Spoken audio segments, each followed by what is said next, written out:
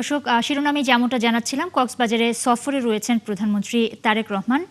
সেখানে আছেন আমাদের সহকর্মী মোহাম্মদ হোসেন। সেখানে আমরা তার কাছে সরাসরি চলে যাব। মোহাম্মদ, প্রধানমন্ত্রী কিছুক্ষণের মধ্যে সেখানে ভাষণ দেবার কথা রয়েছে। কি অবস্থা, কখন নাগাদ তিনি ভাষণ দিতে পারেন, সেখানের কি অবস্থা, সব মিলিয়ে যদি বিস্তারিত বলেন। ইশরাত, 22 বছর পর প্রধানমন্ত্রী তারেক রহমান কক্সবাজারের এই সমুদ্র বিধৌত এলাকায় আসছেন, সমুদ্র নগরীতে আসছেন। তার এই সফর ঘিরে কিন্তু আজকে সারাদিন ব্যাপক উচ্ছ্বাস, তিনি বিভিন্ন কর্মসূচিতে যোগ দিয়েছেন। শাহজালাল নেমে তিনি পিএম খালিতে একটি কর্মসূচিতে অংশ নিয়েছেন, উদ্বোধন করেছেন, যে খালটি পাতলি খাল নামে পরিচিত। শহীদ রাষ্ট্রপতি জিয়াউর রহমান সেই খাল খনন করেছিলেন। তিনি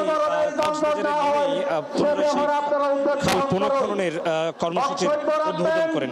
এরপরে তিনি দুলাজারা সাফারি পার্কে আসে, সাফারি পার্ক পরিদর্শন করেন এবং সরকারের যে নির্বাচনের প্রতিশ্রুতি, তার সরকারের যে নির্বাচনের প্রতিশ্রুতি 5 বছরে 25 কোটি বৃক্ষরোপণের যে প্রতিশ্রুতি, তারই অংশ হিসেবে বৃক্ষরোপণ কর্মসূচির উদ্বোধন করেছেন। এরপরে গণঅভ্যুত্থানে শহীদ নেতা ওয়াসিমের কবর জিয়ারত করেন তার পরিবারের সাথে।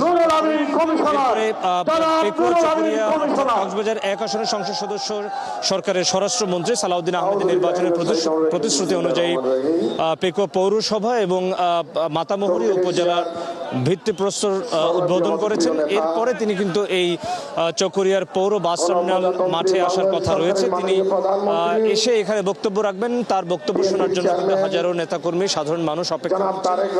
তিনি আজকে সারাদিন যে সফর, এই সফর ঘিরে কিন্তু এখানকার মানুষের মধ্যে ব্যাপক প্রত্যাশা তৈরি হয়েছে। আমি অনেকের সাথে এই কথা বলেছি, তারা যেমনটা বলেছেন যে কক্সবাজারের যে সমস্যা, মাদক নির্মূলের ক্ষেত্রে সরকারের যে জিরো টলারেন্স ঘোষণা, সেই ঘোষণার বাস্তবায়ন তারা চান।